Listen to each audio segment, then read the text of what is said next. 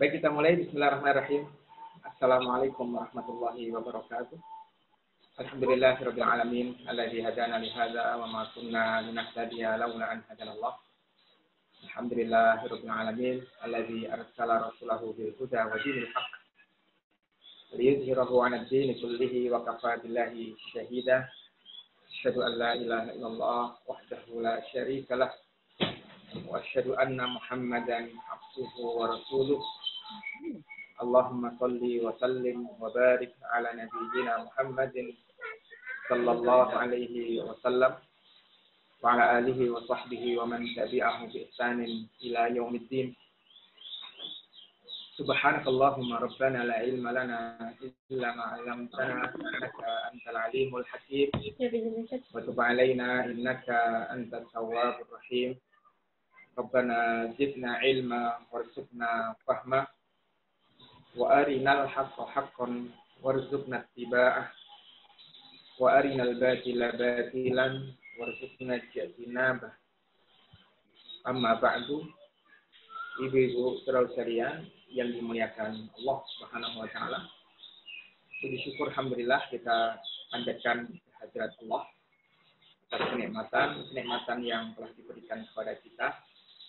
Hari ini dengan keridhaan dan taufik dari Allah Subhanahu wa taala, kita bisa ngaji online melanjutkan pembahasan kitab Umdatul Ahkam. Semoga Allah Subhanahu wa taala membukakan ilmu-ilmu yang bermanfaat untuk kita, lalu memberkahi ilmu-ilmu tersebut sehingga menjadi asbab kebaikan dunia kita, kebaikan agama kita, dan kebaikan akhirat kita. Hari ini, insya Allah kita akan melanjutkan pembahasan kitab Umdatul Ahkam. Sebelum puasa kemarin, kita berhenti di hadis 123. Sudah kita bahas mukadimah dari hadis itu, dan sudah kita bahas separuh redaksi dari isi hadis tersebut. Hadis yang diriwayatkan dari Zaid bin Arqam, yang kemarin biografinya juga sudah kita bahas. Yang mana Zaid bin Arqam berkata, "Kunna natakallamu fis shalah." Sebelumnya kami biasa berbicara ketika sholat dengan perkataan-perkataan yang itu bukan perkataan-perkataan sholat, juga bukan perkataan untuk kemaslahatan sholat. Yukallimu rajulu sahibahu, di mana seseorang itu biasa ngobrol dengan temannya ketika sedang sholat. Wa huwa ila jambihi fis shalah, dan terkadang itu juga dilakukan oleh seseorang dengan orang yang ada di sampingnya di dalam sholatnya. Hatta nazalat wa qumu lillahi qanitin, sampai Allah menurunkan firman-Nya, dan berdirilah kalian di dalam sholat dalam keadaan tenang. Fa umirna bis sukut wa nuhina 'anil kalam. Maka sejak turun ayat ini, kita diperintahkan Nabi untuk diam, dan kita dilarang untuk ngobrol saat sholat. Kemarin kita sudah membahas biografi dari sahabat yang meriwayatkan hadis ini, yaitu Zaid bin Arqam. Dan kemarin juga kita telah membahas tentang kalimat yang pertama, kunna natakallamu fis shalah. Kami biasa ngobrol ketika sholat. Dan hari ini, insya Allah kita akan masuk dalam pembahasan kalimat yang kedua, yaitu wa qumu lillahi qanitin. Jadi kita akan bahas sampai turun firman Allah berdirilah kalian untuk Allah dalam keadaan tenang. Lalu kami diperintahkan untuk diam dan dilarang untuk berbicara, untuk ngobrol. Itu yang akan menjadi pembahasan kita. Ibu saudara sekalian yang dimuliakan Allah Subhanahu wa taala. Baik, kita akan membahas kalimat sampai turun kepada kami wa qumu lillahi qanitin, lalu kita diperintahkan untuk sujud dan dilarang untuk berbicara. Ibu-ibu yang dimuliakan Allah Subhanahu wa taala, wa qumu lillahi qanitin itu adalah ujung dari ayat yang Allah Subhanahu wa taala turunkan dalam Al-Qur'an surat Al-Baqarah ayat 238. Sebelum wa qumu lillahi qanitin, berdirilah kalian untuk Allah di dalam salat kalian dalam keadaan tenang. Maka redaksi sebelum kalimat itu di ayat 238 adalah hafizu 'alas sholawati was sholatil wusta wa qumu lillahi qanitin. Jagalah oleh kalian sholat 5 waktu dan sholat pertengahan dan berdirilah untuk Allah dalam keadaan tenang. Yang di sampingnya ada mushaf, bisa dibuka surat Al-Baqarah ayat 238 karena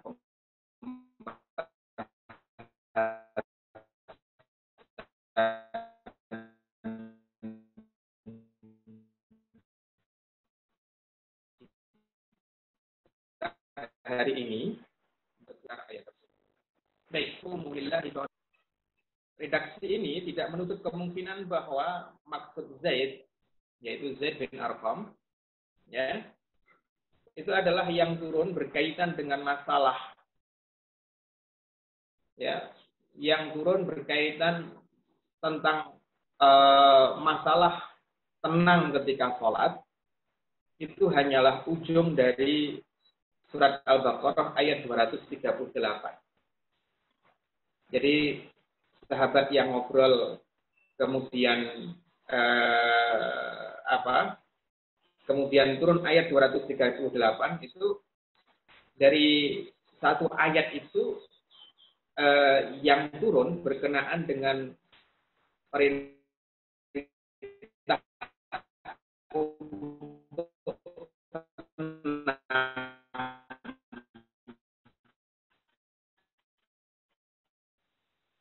dan tidak berujung dari ayat itu. Wa qumu lillahi sholawati was sholati sebelum wa qumu lillahi qanitin itu tidak masuk dalam rangkaian sebab turunnya peristiwa tersebut.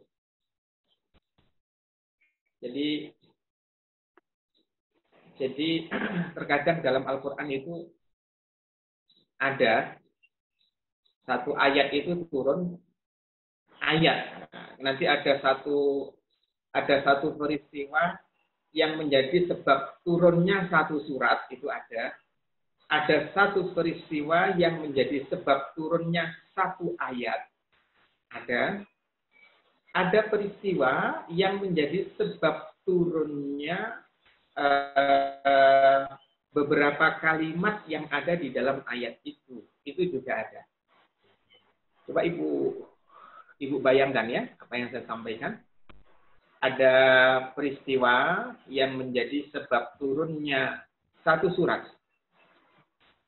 Ada peristiwa yang menjadi sebab turunnya satu ayat. Dan ada peristiwa yang menjadi sebab turunnya beberapa kalimat yang ada di satu ayat itu. Jadi tidak satu ayat itu yang berkaitan dengan sebuah peristiwa di zaman Nabi Shallallahu Alaihi Wasallam. Hanya sepenggal kalimat dari satu ayat.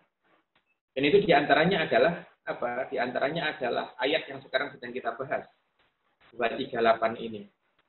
Yang berkenaan dengan tenang sholat itu kan hanya ujungnya ayat saja. Ya, hanya ujungnya ayat saja. Contoh lain, saya akan kasih contoh biar semakin jelas.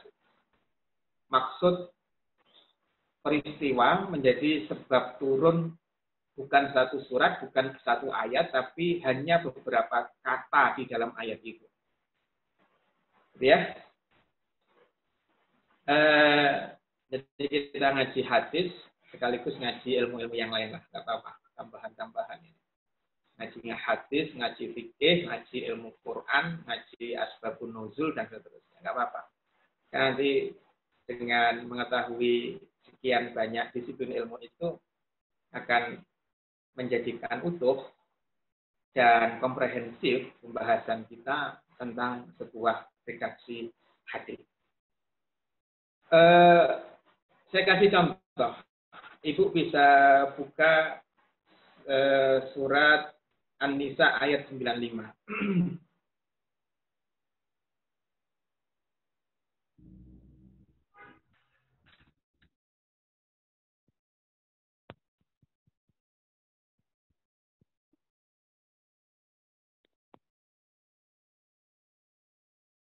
Allahul mujahidina bi amwalihim wa anfusihim 'alal qa'idina darajah.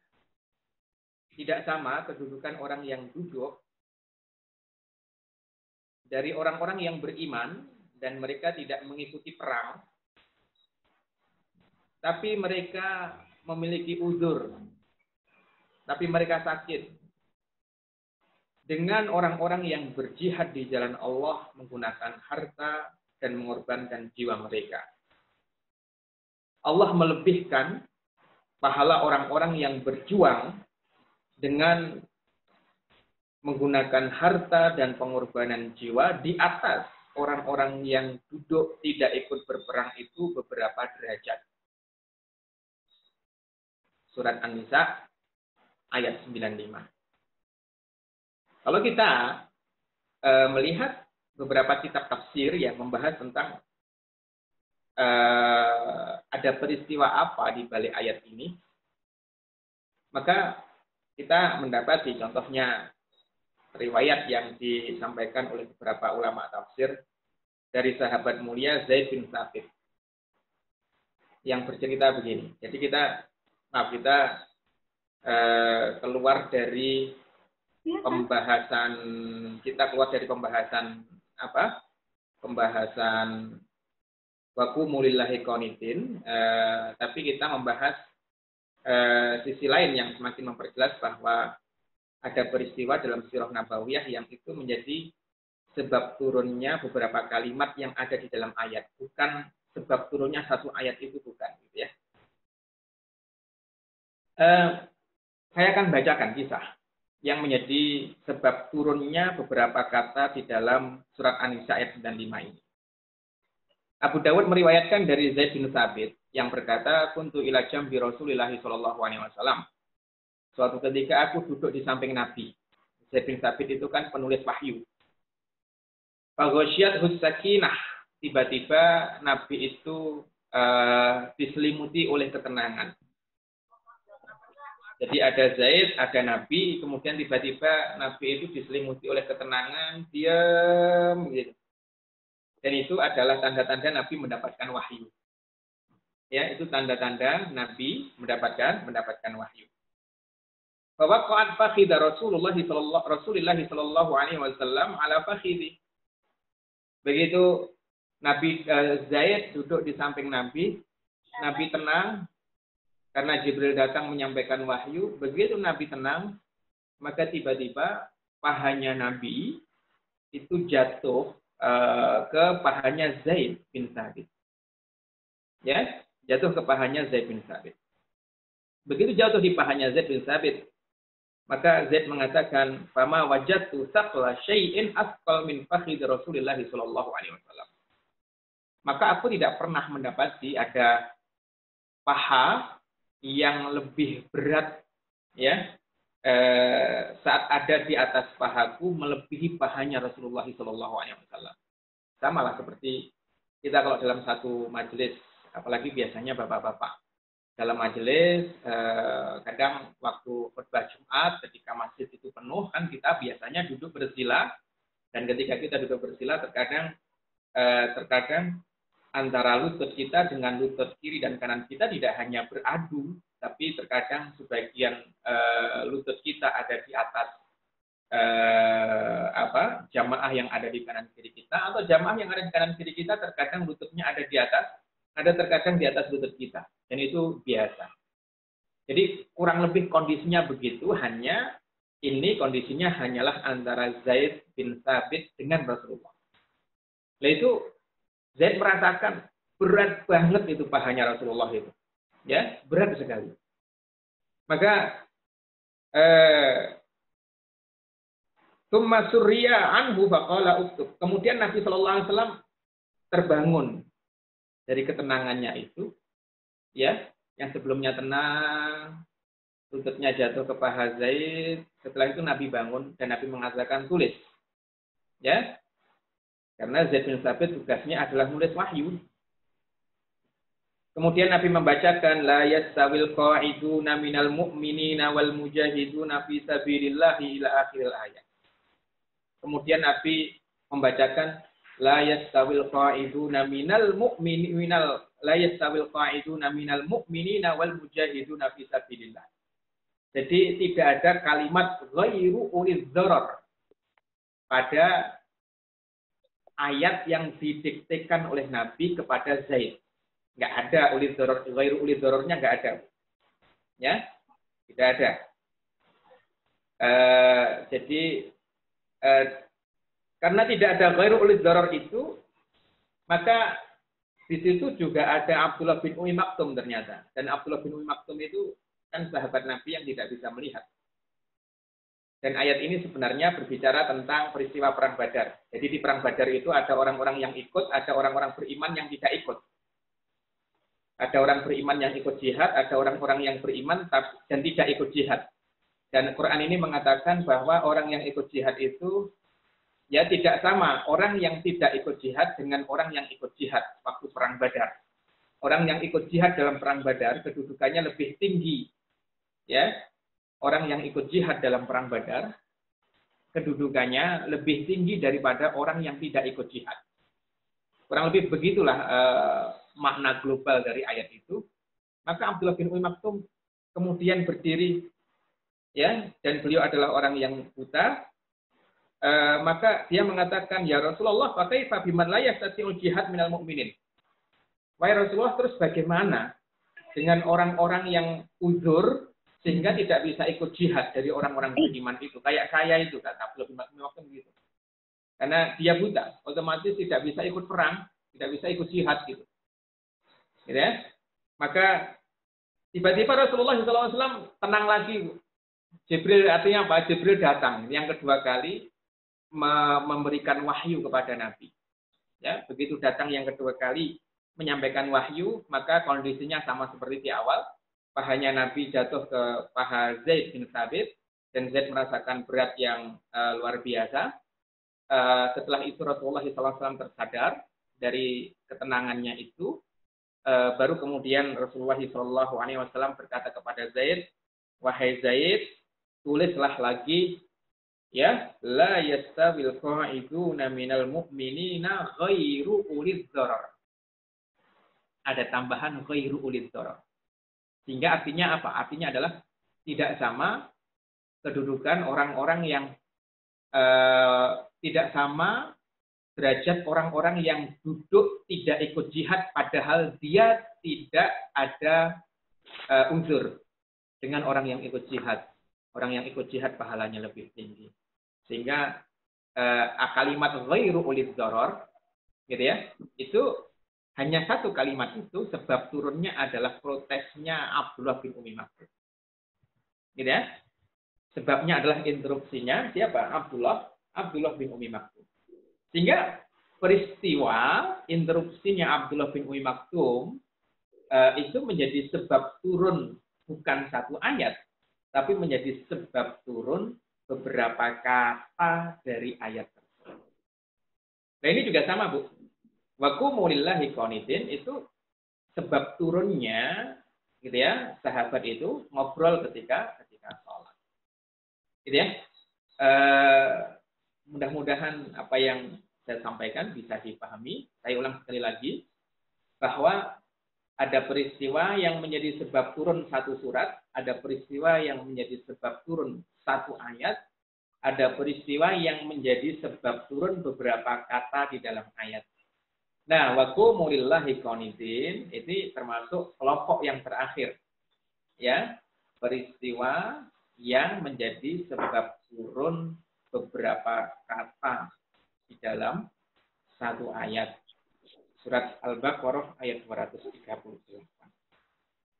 Baik, Ibu-ibu yang dimuliakan Allah Subhanahu wa taala, yang kedua kita akan bahas makna qanitin. Wa qumu lillahi qanitin.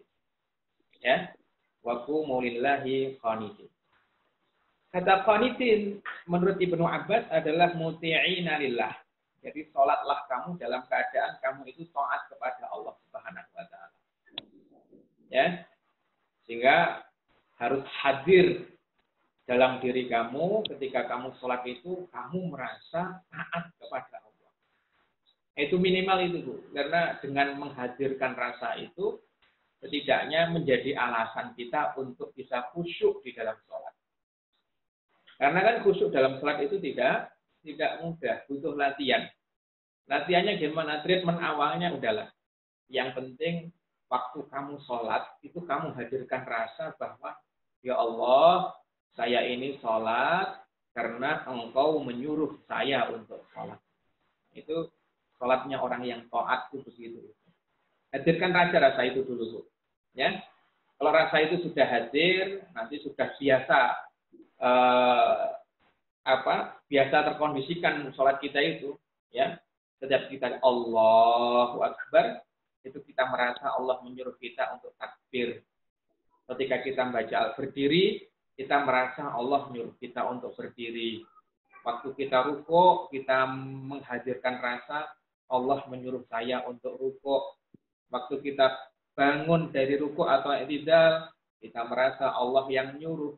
Waktu kita sujud, kita merasa Allah yang menyuruh kita untuk sujud. Ya, itu di awal treatment untuk khusyuk itu seperti itu. Menghadirkan rasa, diperintahkan oleh Allah, sehingga gerak kita itu adalah gerak taat. Ya, gerak patuh. Dan ini adalah makna yang diberikan oleh Ibnu Abbas. Wa qumu lillahi qanitin, sholatlah dengan qanitin, maknanya adalah sholatlah dengan menghadirkan rasa ketaatan kepada Allah Subhanahu wa taala. Yang kedua, sebagian ulama mengatakan bahwa wa qumu lillahi qanitin, kata qanitin itu artinya adalah tulul qiyam, berdiri yang panjang. Ya. Kata qanitin itu artinya adalah berdiri yang panjang. Sehingga ayat ini adalah perintah untuk Nabi, sahabat dan juga kita semuanya, kalau sholat itu berdirinya yang panjang. Bukan hanya sujudnya yang panjang. Ya. Tapi berdiri juga panjang. Suatu ketika Rasulullah SAW ditanya, ayu sholatin afdol. Sholat seperti apa yang paling utama itu, wahai Rasulullah? Rasulullah mengatakan, tulul qiyam atau tulul qunut. Sholat yang di dalamnya orang itu berdiri panjang. Gitu ya. Jadi sholat yang paling utama itu adalah sholat yang berdirinya itu panjang. Ya, sehingga kalau berdirinya panjang berarti nanti juga disesuaikan, rukuknya juga panjang, sujudnya juga panjang, gitu ya. Dan itu adalah seutama-utama sholat, hanya saja perlu juga kita ukur selama itu tidak memberatkan diri kita. Ya, selama tidak memberatkan diri kita. Kalau posisi imam berarti juga selama itu tidak memberatkan makmumnya. Ya, selama tidak memberatkan makmumnya. Maka dianjurkan berdiri itu panjang. Dan ini ditekankan untuk sholat-sholat munfarid. Sholat-sholat yang kita kerjakan sendiri. Kalau kita sholat sendiri itu maka dianjurkan qumu lillahi qanitin. Yes, berdirinya panjang. Kenapa? Karena tidak ada makmum yang kamu perhatikan. Kamu cuma hanya memperhatikan diri kamu sendiri. Kamu ukur. Kalau berdiri panjang itu menambah kenikmatan, menambah kekhusyuan, menghadirkan rasa, lakukan itu.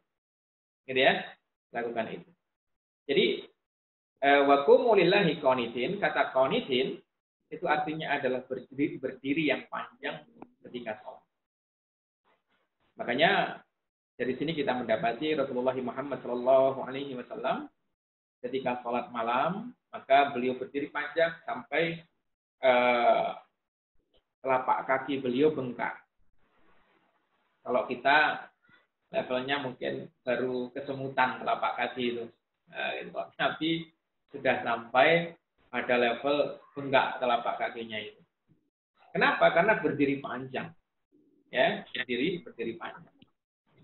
Walaupun pada kasusnya Nabi juga pernah menegur sahabat Mu'adz bin Jabal yang menjadi imam, kemudian bacaan setelah Al-Fatihahnya panjang sekali sehingga memberatkan makmum. Nabi menegur, "Afatsalun anta ya Mu'adz? Apakah kamu ingin menjadi penyebar fitnah wahai Mu'adz?" Maknanya apa? Maknanya berdiri panjang di sini harus dibatasi. Oleh apa? Dibatasi oleh perhatian kita terhadap kemaslahatan jamaah. Gitu ya, kemaslahatan jamaah. Baik. Ibu-ibu yang dimuliakan Allah Subhanahu wa taala, sebagian ulama mengartikan qanitin itu artinya adalah diam dari kata-kata.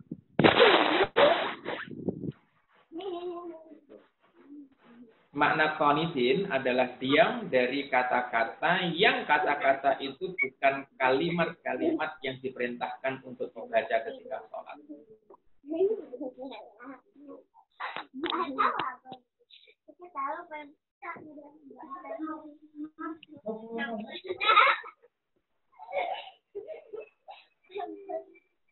Jadi,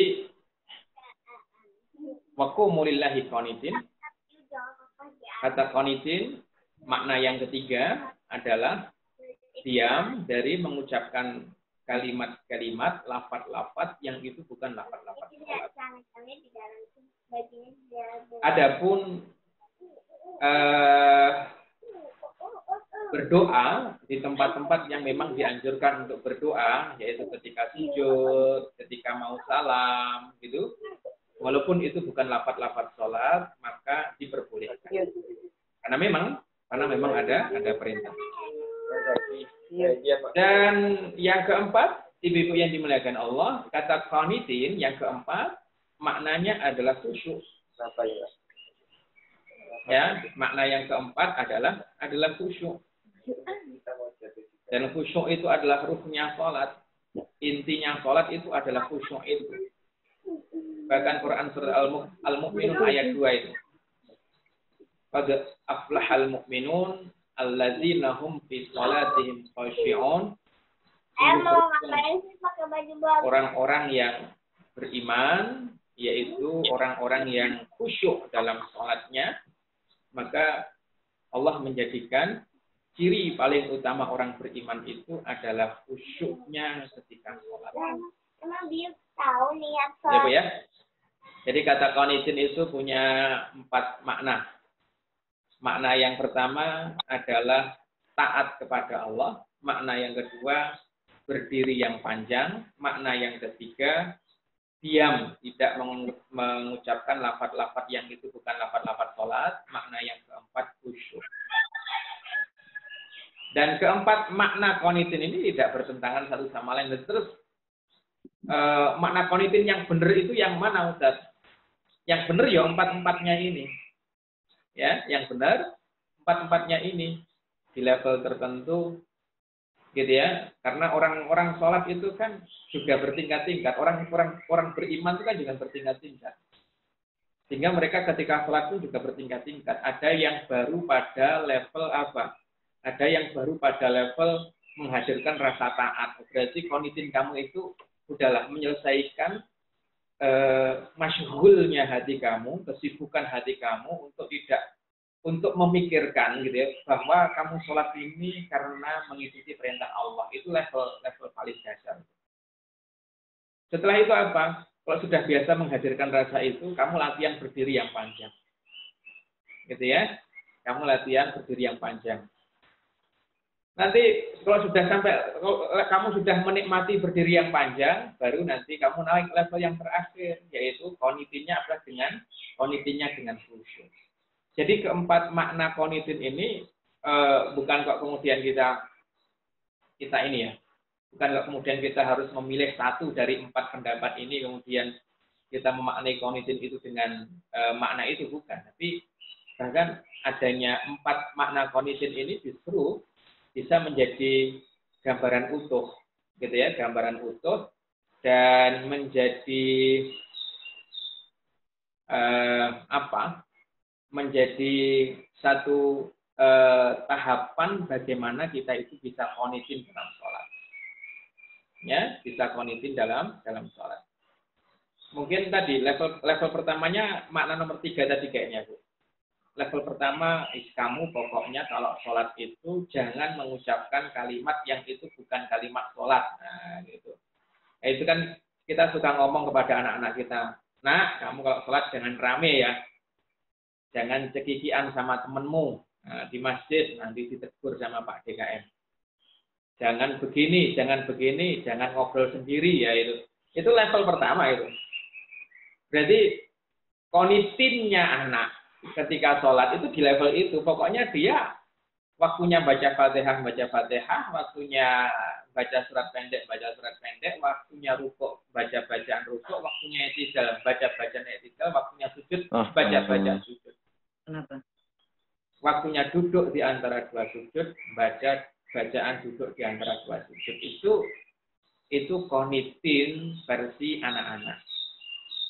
Ya.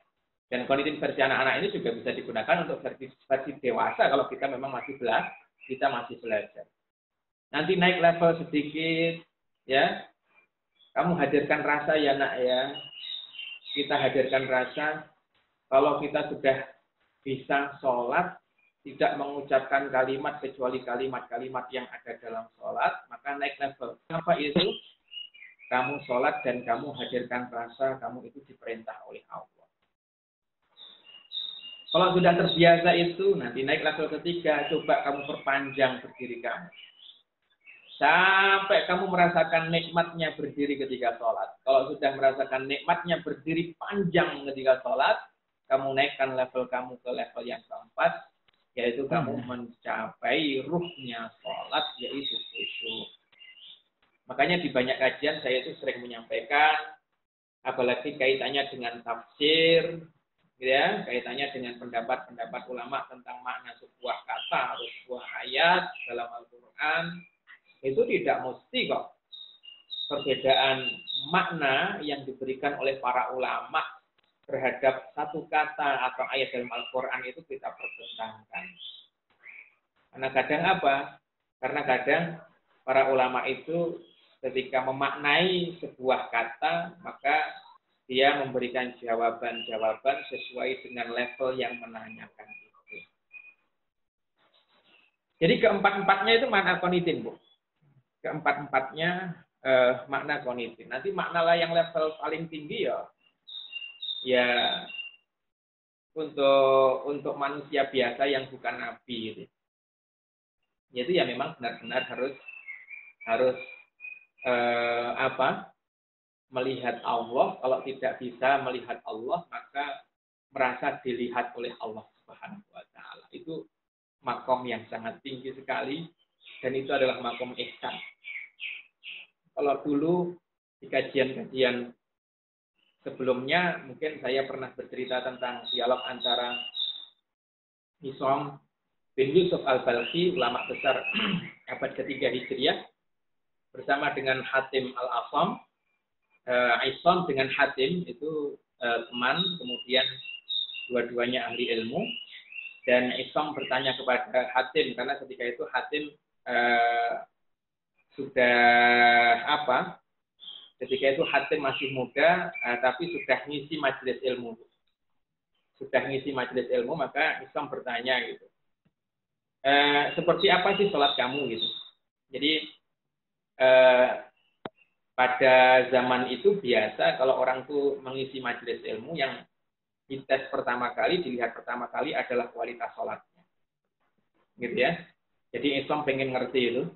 Kualitas sholatnya hakim itu seperti apa, kok dia berani membuka majelis ilmu. Gitu ya. Jadi yang dilihat pertama kali, ukuran pertama kali adalah sholat. Maka kan nanti hakim menjawabnya begitu.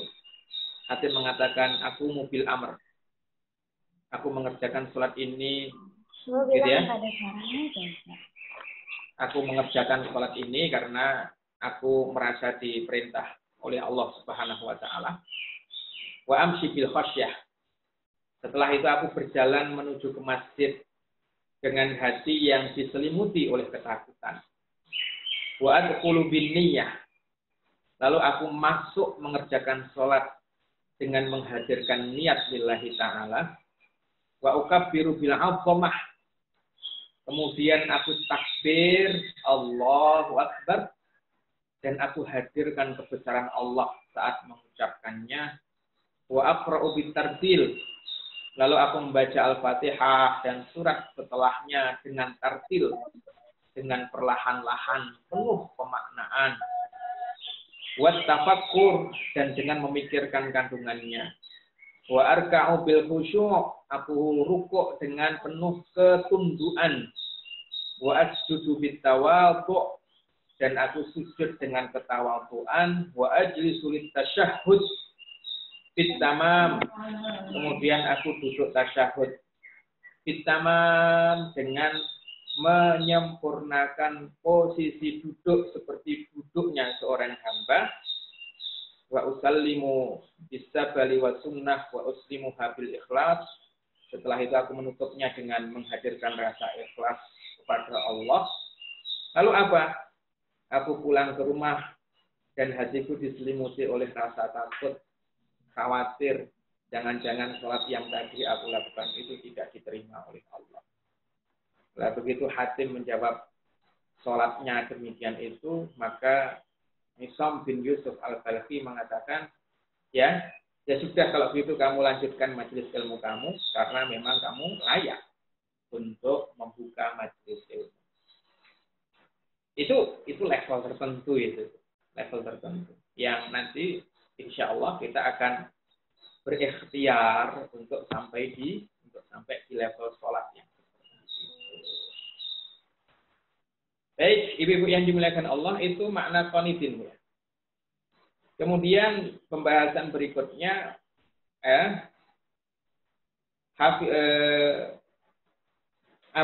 pembahasan berikutnya adalah surat Al-Baqarah ayat 238. Silahkan dibuka. Hafidhu 'alas sholawati was sholatil wusta wa qumu lillahi qanitin. Jagalah sholat 5 waktu dan jagalah sholat pertengahan dan berdirilah kepada Allah dalam keadaan taat. Para ulama sepakat bahwa sholat wusta itu adalah sholat yang terbaik. Dari 5 waktu ini, ada satu sholat yang namanya sholat wusta. Dan itu adalah sholat yang terbaik dibanding 4 sholat yang lainnya. Gitu ya. Kenapa dianggap sebagai sholat yang terbaik? Karena sholat wusta disebutkan setelah Allah menyebutkan sholat 5 waktu, padahal sholat wusta ini bagian dari sholat 5 waktu itu. Kalau dalam ilmu Quran, namanya adalah zikrul khas ba'dal 'am. Menyebutkan sesuatu yang khusus setelah sesuatu yang umum, padahal sesuatu yang khusus ini bagian dari sesuatu yang umum. Jagalah sholat 5 waktu dan jagalah sholat wusta, salah satu dari sholat 5 waktu itu. Oh, berarti sholat wusta ini, sholat 5 waktu itu istimewa, dan sholat wusta itu adalah sholat yang paling istimewa di antara sholat 5 waktu yang istimewa. Nah, itu sama dengan apa? Sama dengan firman Allah, contohnya kuntum khaira ummatin ukhrijat lin-nasi wal takum minkum ummatun yad'una ilal khairi wa ya'muruna bil ma'ruf wa yanhauna 'anil munkar. Hendaknya ada di antara kalian itu umat yang mengajak manusia pada kebaikan. Menyuruh pada yang ma'ruf, mencegah dari yang munkar. Menyuruh ma'ruf, mencegah munkar itu kan bagian dari mengajak orang pada kebaikan. Tapi disebutkan setelah kalimat mengajak orang pada kebaikan. Oh, berarti amar ma'ruf nahi munkar itu istimewa di dalam syariat ini. Atau yang paling lebih mudah mungkin Ibu pahami ketika Allah berfirman, "Man kana aduwwan lillahi wa malaikatihi ya wa Jibril wa Mikala fa innallaha aduwwul lil kafirin." Barang siapa yang memusuhi Allah, memusuhi malaikat-malaikatnya, memusuhi Jibril dan memusuhi Mikail. Ya, Jibril dan Mikail itu kan malaikat kan gitu ya. Tapi Allah menyebutkan barang siapa memusuhi Allah, memusuhi malaikat-malaikat, memusuhi Jibril, memusuhi Mikail. Jibril dan Mikail disebut setelah menyebutkan malaikat-malaikat. Berarti apa? Padahal Jibril bagian dari malaikat, berarti itu menunjukkan bahwa Jibril dan Mikail punya kedudukan yang lebih tinggi dibanding malaikat-malaikat yang lain. Ya. Nah ini sholat wusta itu ya begitu itu disebutkan setelah apa? Disebutkan setelah sholat 5 waktu. Berarti apa? Berarti sholat wusta itu sholat yang istimewa ini. Gitu ya. Dan itu ulama sepakat. Dari sholat 5 waktu ini, sholat 5 waktu kan wajib. Wajib itu berarti istimewa.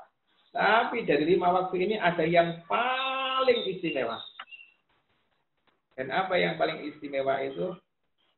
Yang paling istimewa itu adalah sholat wusta. Dan itu disepakati oleh ulama. Namun, ibu-ibu yang dimuliakan Allah, ulama berbeda pendapat dalam menentukan sholat wusta itu apa. Ada yang mengatakan sholat wusta itu sholat subuh. Ada yang mengatakan sholat wusta itu sholat zuhur. Ada yang mengatakan sholat wusta itu sholat asyar. Ada yang mengatakan sholat maghrib. Dan ada yang mengatakan sholat isya. Gitu ya. Hanya berdasarkan hadis Nabi dari sholat 5 waktu ini, Nabi menyebut bahwa sholat wusta itu adalah sholat asyar. Gitu ya. Sehingga berdasarkan hadis Nabi, ya sebagian ulama mentarjih, menegaskan bahwa sholat wusta itu adalah sholat asyar. Sehingga sholat asar ini adalah sholat yang paling baik, ya, jika dibandingkan 4 sholat yang lainnya. Walaupun yang lainnya itu lebih baik dibanding yang lainnya. Walaupun yang lainnya, yang 4 waktu, subuh, zuhur, maghrib, isya, itu lebih baik dibanding sholat-sholat sunnah yang lain. Ya, jadi ada sholat itu banyak. Sholat yang banyak itu, yang paling utama adalah sholat 5 waktu. Sholat 5 waktu itu yang paling utama adalah sholat wusta. Dan sholat wusta itu adalah sholat asyar. Dari mana kok kita ngerti sholat wusta itu sholat asar?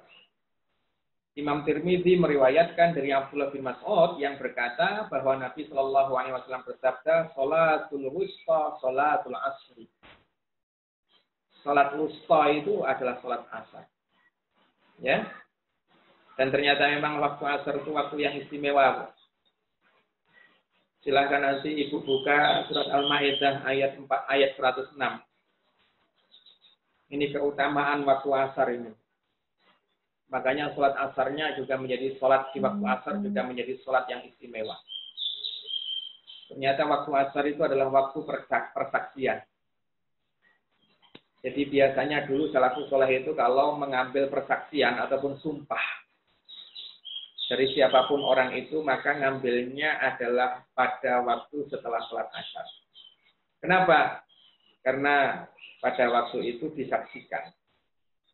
Ya, pada waktu itu dianggap sebagai waktu yang sangat sakral. Ya, waktu yang sangat sakral, waktu yang tidak main-main kalau ada orang berani bersumpah bohong di waktu itu. Gitu, Bu. Jadi kalau ada sengketa-sengketa, permasalahan-permasalahan, mau pengambilan sumpah gitu ya, maka dulu biasanya ulama salafus soleh itu mengambil sumpahnya setelah sholat asyar.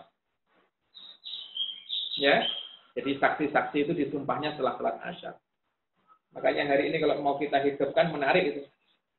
Ya, pengambilan sumpah jabatan para pejabat itu setelah sholat asyar. Ya, begitu selesai sholat asyar diambil sumpahnya mulai dari presiden, entah itu pejabat-pejabat yang ada di bawahnya, menteri dan seterusnya, anggota dewan itu kalau ngambilnya ba'da asyar. Gitu Bu, kalau ngambilnya ba'da asyar, ngambil sumpah jabatannya itu ba'da asyar. Ya, itu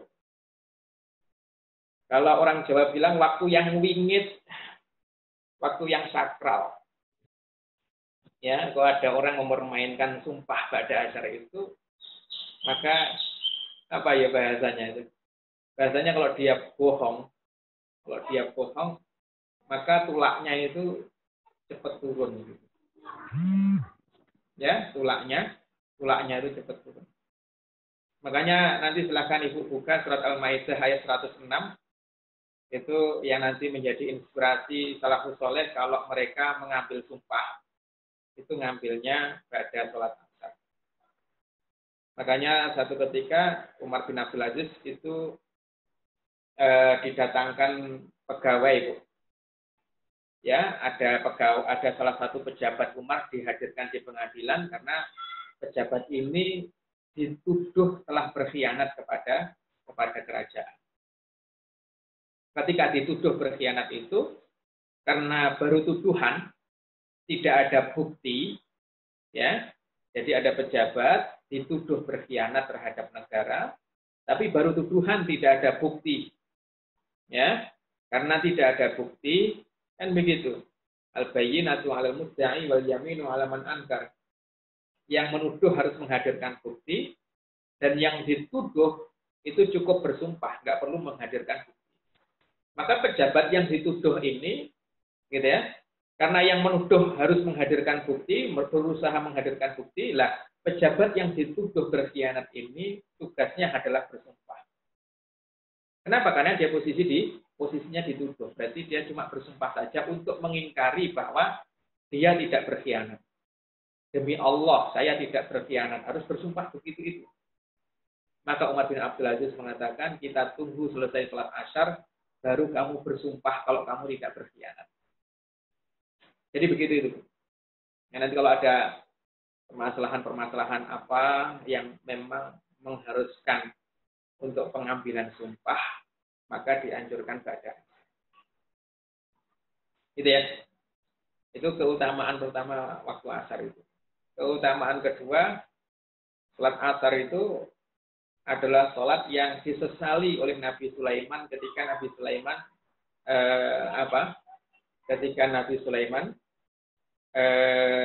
meninggalkannya. Ya, ketika Nabi Sulaiman meninggalkannya, kenapa? Karena Nabi Sulaiman sibuk dengan kuda-kudanya itu. Kuda-kuda yang indah disiapkan untuk berjihad, karena sibuk dengan kuda-kudanya itu, akhirnya Nabi Sulaiman lewat sholat asarnya, sehingga matahari tenggelam dan belum mengerjakan sholat. Saking nyeselnya nanti Nabi Sulaiman apa? Ya, Nabi Sulaiman menyembelih kuda-kudanya itu. Ya, Nabi Sulaiman sembelih kuda-kudanya. Karena apa? Sudah memalingkan dirinya dari sholat yang sangat istimewa, yaitu sholat di waktu asar. Walaupun mungkin di zaman Nabi Sulaiman namanya bukan sholat asar, karena sholat 5 waktu itu hanya ada di umat Nabi Muhammad. Tapi hanya bersamaan waktunya. Gitu. Ya, yaitu waktu asar. Kemudian yang ketiga, ibu-ibu yang dimuliakan Allah Subhanahu wa taala, waktu asar itu adalah waktu yang disaksikan oleh malaikat. Saya dulu pernah menyampaikan, ini hadis riwayat Bukhari Muslim, muttafaqun alaih, bahwa malaikat itu ganti shift pada subuh dan pada asar. Pada asar itu malaikat siang naik ke atas, malaikat malam turun ke bawah. Ya, maka kan nanti malaikat siang ketika naik ke atas laporan kepada Allah dan Allah tanya, ya, dalam keadaan apa engkau tinggalkan hamba-hambaku ada di bumi? Padahal Allah juga sudah ngerti gitu. Tapi ini hanya dalam konteks memberikan kabar kepada kita. Allah nanya pada malaikat, dalam keadaan apa mereka kamu tinggalkan? Maka para malaikat mengatakan, aku meninggalkan mereka dalam keadaan sholat dan sujud kepadamu. Maksudnya adalah sholat asar. Maka itu telah disaksikan oleh malaikat. Ya. Kemudian yang keempat, sholat asar itu pahalanya 2 kali lipat. Ya. Jadi kalau kita mengerjakan sholat zuhur dapat pahala sholat zuhur. Kita mengerjakan sholat subuh, maghrib, isya, subuh, zuhur, maghrib, isya, ya kita mendapatkan pahala itu. Kalau kita dapat pahala 27, ya kita dapat 27. Kalau dapat pahala 50, kita berarti dapat 50. Kalau dapat pahala 1000, berarti kita dapat 1000. Tapi kalau kita mengerjakan sholat asar, ketika kita mengerjakan sholat asar, maka kalau kita mengerjakan sholat asar, kalau kemudian kita dapat pahala 1000, ini 50, 27, 50, 100, 1000 itu ilustrasi saya saja untuk memudahkan bilangan. Walaupun pahalanya lebih banyak dari itu. Kalau sholat asar kita itu dapat pahala 1000 itu contohnya, maka Allah akan melipat gandakan menjadi 2000. Atau mungkin akan melipat gandakan menjadi 4000. Ya, karena 2 kali lipat itu kan 2 kali dilipat gandakan kan gitu. 1000 dilipatkan sekali jadi 2000, dilipatkan yang kedua jadi 4000. Itu khusus untuk sholat asar. Jadi kalau nilai sholat subuh, zuhur, maghrib, isya kita itu dinilai oleh Allah 1 juta pahala, maka kalau sholat asar kita dinilai 1 juta pahala juga oleh Allah, tapi Allah ngasih pahalanya kepada kita 4 juta. Karena 2 kali lipat. Gitu ya. Itu sholat asar. Dan itu hadisnya riwayat Muslim. Inna hadhihi shalah uridat ala man kana qablakum fadayya'uha. Sesungguhnya sholat asar ini dulu pernah ditawarkan oleh Allah kepada umat-umat sebelum kalian. Jadi orang-orang Yahudi itu dulu juga ditawarin untuk mengerjakan sholat asar. Fadayya'uha. Tapi mereka menyia-nyiakan sholat asar. Faman ahafadhu 'alaiha kana lahu ajruhu marratain. Maka siapapun di antara kalian yang menjaga sholat asar, maka pahalanya 2 kali lipat. 2 kali lipat itu kalau nilai sholat kita 1 juta, maka pahala yang Allah berikan kepada kita 4 juta. Itu 2 kali lipat. Hadis riwayat Muslim. Yang kelima, sholat asar itu ketika ditinggalkan, disia-siakan, maka akan menjadi penyebab gugurnya amal-amal soleh kita. Ya, ini dahsyat itu. Orang meninggalkan sholat asar, amal-amal yang lainnya ikutan gugur gitu. Hadis riwayat Bukhari, Rasulullah bersabda, "Man taraka sholatal asri habita amaluhu." Siapa orang yang meninggalkan sholat asar, maka gugur amalnya. Ini kan bahaya itu. Bahaya. Nah, ini sholat asar yang disebut Nabi. Nah, kalau bukan sholat wusta, kita tanya nanti para ulama, oh berarti sholat wusta itu sholat asar. Yang keenam, orang yang meninggalkan sholat asar itu selain amalnya hangus, maka dia dalam kerugian yang besar. Awas deh. Maka dia dalam kerugian yang besar. Imam Bukhari Muslim meriwayatkan hadis dari Abdullah bin Umar radhiyallahu anhu, Rasulullah SAW bersabda, "Alladzi taqutuhu sholatul asri ka'annama wutira ahluhu wa maluhu." Orang yang meninggalkan sholat asar itu ruginya seperti ruginya orang yang mati anggota keluarganya dan hilang semua hartanya.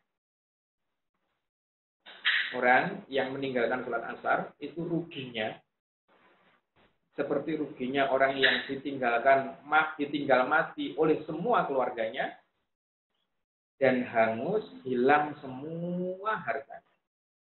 Rugi besar. Ya, rugi besar.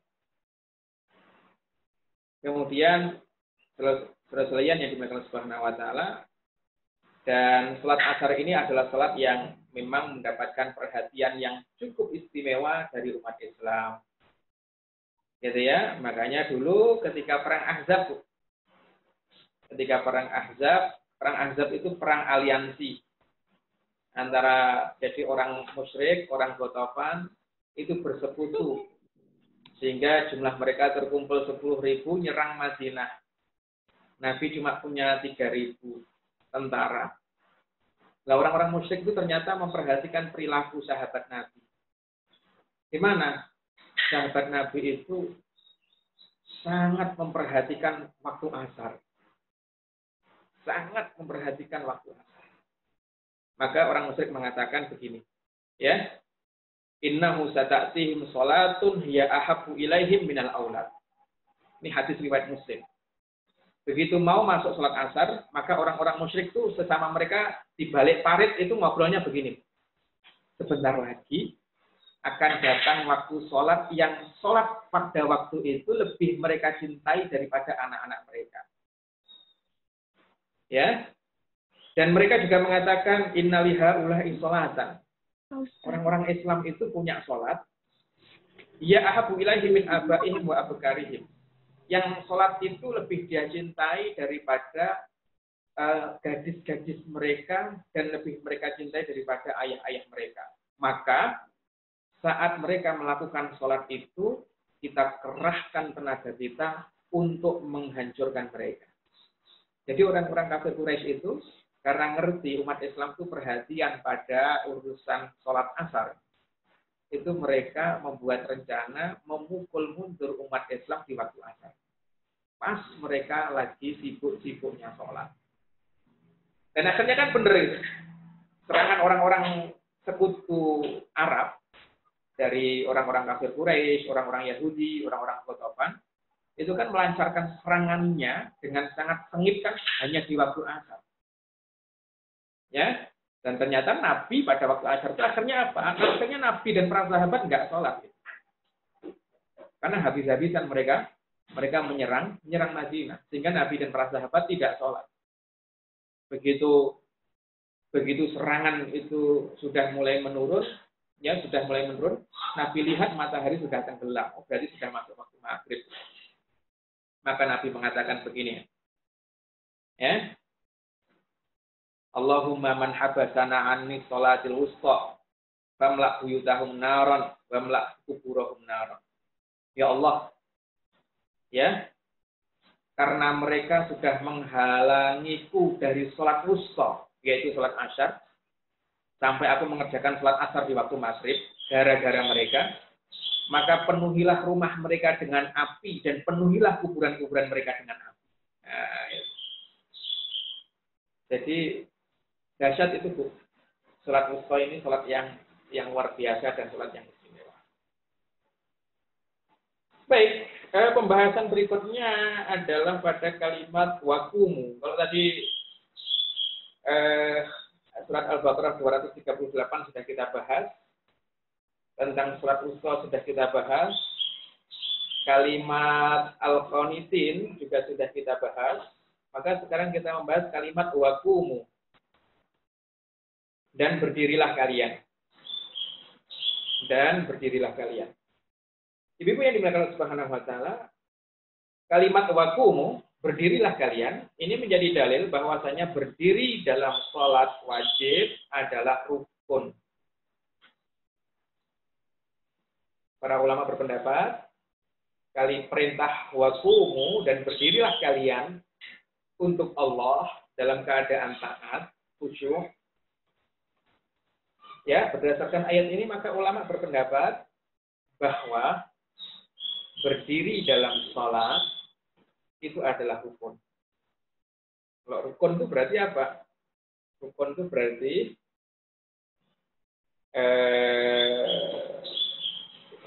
berarti tidak sah sebuah sholat kalau ditinggalkan.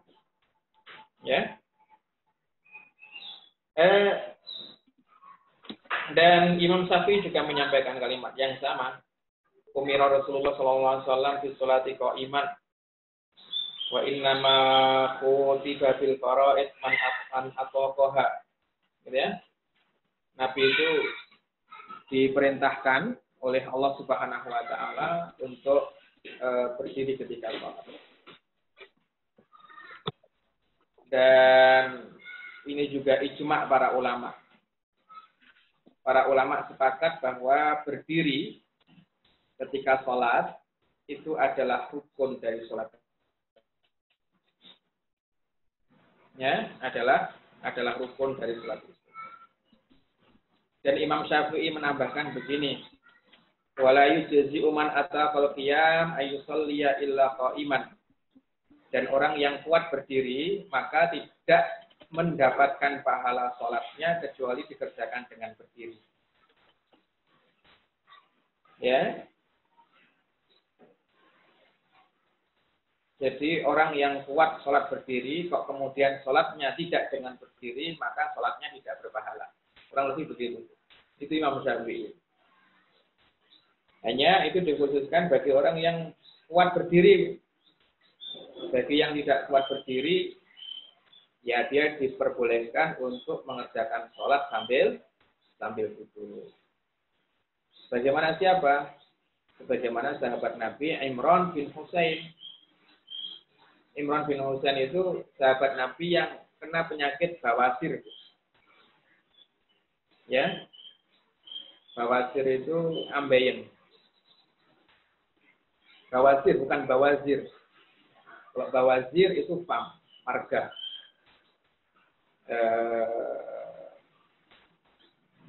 Marga Arab. Kalau itu bawazir. Kalau bawasir itu nama penyakit.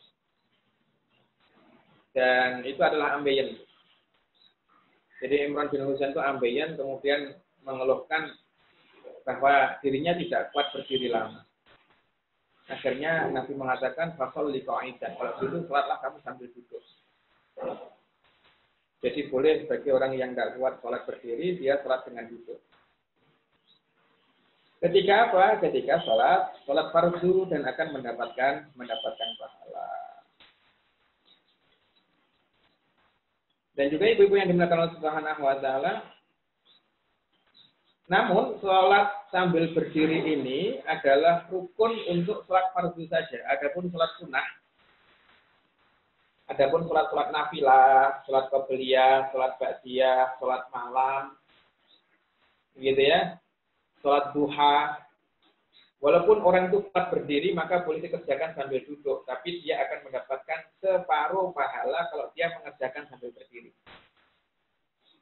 Ini berbeda. Kalau di sholat fardu tadi, bagi orang yang kuat harus sholat dengan berdiri. Bagi yang tidak kuat berdiri, maka boleh sholat dengan duduk. Tapi yang sholat dengan duduk dapat pahala yang sama dengan orang yang sholatnya berdiri. Kenapa? Karena mendapatkan uzur. Tapi kalau untuk sholat sunnah, maka orang yang kuat sholat berdiri boleh melakukan sholat sunnah sambil duduk.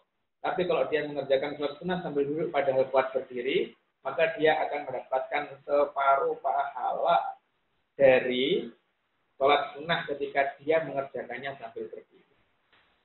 Gitu ya Bu ya. Dan sebagai penutup, ibu-ibu yang dimuliakan Allah Subhanahu wa taala, sebagai penutup dari pembahasan hadis nomor 123, nanti insyaallah di pertemuan yang akan datang kita akan bahas hadis nomor 124, gitu. Firman Allah Subhanahu wa taala surat Al-Baqarah ayat 238 itu ada di tengah ayat yang temanya berbicara tentang permasalahan-permasalahan yang ada di dalam rumah tangga. Ya, kalau ibu buka, coba nanti dibuka mushafnya. Ya, sekarang ditandain saja. Jadi satu tema tersendiri itu mulai dari Al-Baqarah 219 sampai Al-Baqarah 242. Itu satu tema. Satu tema. Ya. 219 sampai 242 itu satu tema tentang apa? Tentang rumah, tentang keluarga, tentang suami istri, tentang menyusui anak, tentang mu'asyarah bil ma'ruf, berinteraksi baik dengan pasangan, itu dari 219 sampai 242. Paham itu ya? Dan di tengah-tengahnya, tapi bukan di tengah-tengah pas. Di tengah-tengah ayat-ayat yang berbicara tentang keluarga, hubungan suami istri, gitu ya. Maka ada satu ayat yang bicara tentang sholat 5 waktu. Ya, ada satu ayat yang berbicara tentang sholat 5 waktu. Sehingga para ulama mengatakan bahwa ini hikmah yang luar biasa. Karena dari ayat 219 sampai 242 itu banyak bahas tentang keluarga, tapi yang dibahas itu perselisihan, tentang perselisihan, tentang talak, tentang perpecahan, tentang perpisahan suami istri, gitu ya, gitu. Jadi tengah-tengahnya dimunculkan perintah untuk menjaga sholat 5 waktu. Maka para ulama mengatakan ini hikmah yang luar biasa, bahwa sholat 5 waktu itu bisa menjadi asbab, ya, hadirnya kebaikan-kebaikan dalam kita membina rumah tangga. Ya, itu penting sekali. Sebagai gambaran, saya kasih sampel. Silakan dibuka surat Al-Baqarah ayat 219 dari 219. Ya, saya sampaikan secara sepintas saja. 219 itu banyak bicara tentang memaafkan. Ya, tentang memaafkan. Kemudian masuk di ayat 221 itu tentang menikah. Ya. Menikah dengan wanita yang beriman, dengan laki-laki yang beriman. 222 itu bicara tentang berinteraksi dengan istri ketika istri sedang haid. 223 itu muasyarah, berinteraksi baik dengan pasangan, gitu ya. Karena pasangan itu digambarkan seperti kebun. Kebun itu harus diolah. Kalau tidak diolah, ya dia tidak bisa baik, ya, tidak bisa ditanami dan seterusnya. Kemudian Kemudian ayat-ayat berikutnya itu lihat mulai ayat 225 itu sudah mulai menegang gitu, sudah mulai berbicara tentang talak tapi guyonan gitu. Kemudian ayat 226 itu bicara tentang ilah. Ilah itu suami mendiamkan istrinya, tapi tidak menceraikannya. Gitu ya. Kemudian ayat 227 itu tentang niat untuk menceraikan istri. Ayat 228 itu tentang wanita-wanita yang dicerai. Ayat 229 itu bicara tentang jumlah talak. Kan begitu ya, jumlah tolak. Ayat 230 itu juga tentang tolak, tentang perceraian. Ayat 231 itu bicara tentang apa? Juga bicara tentang perceraian. 232 bicara tentang perceraian. 233 bicara tentang rodoah. Jangan sampai cerai itu mempengaruhi mempengaruhi penyusuan anak, gitu ya. Kemudian ayat 23 itu bicara tentang wanita yang pisah dari suaminya karena suaminya meninggal. Ya. Kemudian ayat 235 itu bicara tentang larangan mengkhitbah wanita terang-terangan ketika wanita itu sedang masa iddah. Jadi kalau mau kamu khitbah itu nggak boleh terang-terangan, ini pakai isyarat saja. Apakah pintunya masih dibuka? Ya, gitu, itu isyarat-isyarat saja. Bagi wanita yang sedang masa iddah. Masa iddah itu karena berpisah. Apakah berpisah karena meninggal atau berpisah karena perceraian? Ya. Ayat 236 bicara tentang cerai. 237 bicara tentang cerai. Lihat. 238 nggak ada angin, nggak ada apa, nggak ada pembahasan sholat sebelumnya, tiba-tiba bicara tentang menjaga sholat. Ya. 238. 239 menegaskan tentang sholat. 240 bicara tentang ya, uang kebaikan lah yang diberikan kepada istri yang sudah dicerai. Kan gitu ya. 241 juga sama. 242 itu sebagai penutup tema tentang keluarga dan masuk ke tema baru di ayat 243. Bayangkan tuh, habis ngomongin cerai, Ya, masalah, kisah. Allah mengatakan hafizu ala sholawati wa sholatul wusta. Jagalah sholat 5 waktu, khususnya sholat wusta.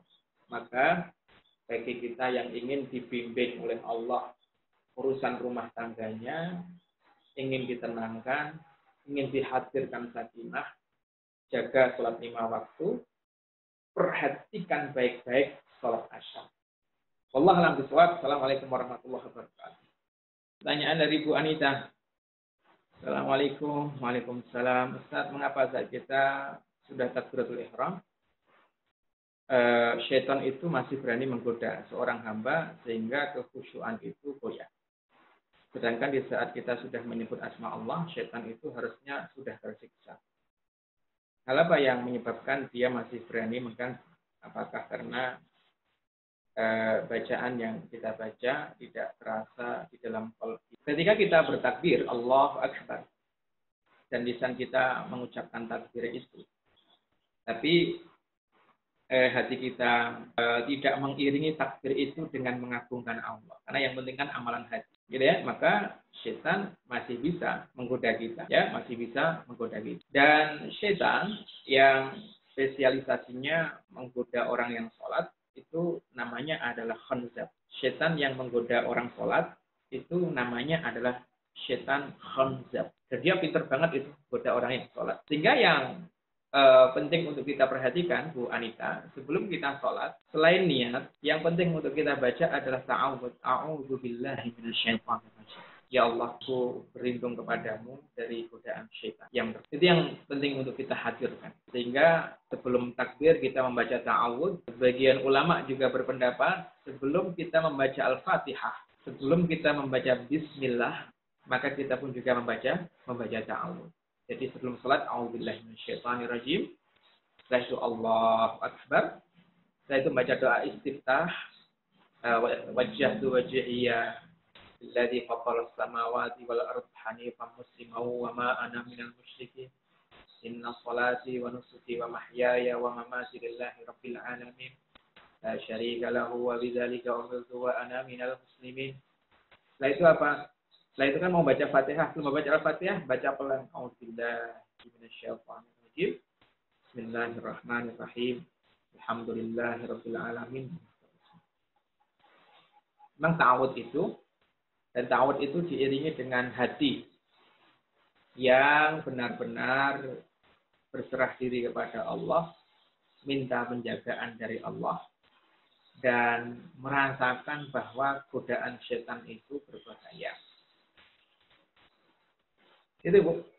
Sehingga kalau hati kita tidak ada kesibukan berlindung kepada Allah, walaupun lisan kita berta'awud, maka setan akan tetap menghembuskan was-wasnya terhadap hati kita. Jadi yang penting hadirnya hati itu. Kalau kita ta'awud, ya berarti apa? Berarti hati kita sibukkan dengan, ya Allah, lindungi saya, ya Allah. Jauhkanlah setan dari saya sehingga saya bisa khusyuk. Coba kalau hati kita itu isinya dialog-dialog seperti itu, maka kita tidak akan sempat ya untuk memikirkan perkara-perkara dunia. Nah, ini dari Bu Iva. Bila lalai satu kali saja, berarti semua amalan gugur dari umur kita balik terhapus semua. Man taraka sholatul asr, man fatahu sholatul asr, habita amaluhu. Maka akan hangus amalnya. Akan hangus amalnya itu, maka para ulama menyampaikan bahwa hangusnya amal karena meninggalkan sholat asyar itu berbeda dengan hangusnya amal ketika orang itu melakukan kesyirikan. Kalau syirik, ya menghapus semua amal. Tapi kalau sholat asar itu menghapus sebagian amal saja. Apakah amal-amal yang dikerjakan pada hari itu, atau amal-amal yang dikerjakan pada zuhur, kebaikan-kebaikan yang dikerjakan pada zuhur, atau mungkin amal-amal yang dikerjakan pada hari itu. bukan yang hangus karena orang meninggalkan sholat asar, itu bukan amal baik dari dia balik sampai hari itu, bukan. Kalau syirik bisa, tapi kalau meninggalkan sholat asyar, maka hanya amal-amal tertentu, tidak semua amal. Dan secara konteks rasanya makna gugur amal-amalnya itu adalah amal-amal yang dikerjakan di hari itu. Ya, amal-amal yang dikerjakan pada hari itu. Allah a'lam bishawab. Baik Ibu yang dimuliakan Allah Subhanahu wa taala, saya kira sudah cukup karena jam 11 dan tidak ada pertanyaan lagi. Insyaallah kita lanjutkan pada pertemuan yang akan datang. Berarti kita masuk hadis baru 124. Semoga Allah memberikan taufik dan ilmu yang bermanfaat. Subhanakallahumma wa bihamdika asyhadu an la ilaha illa anta astaghfiruka wa atubu ilaik. Assalamualaikum warahmatullahi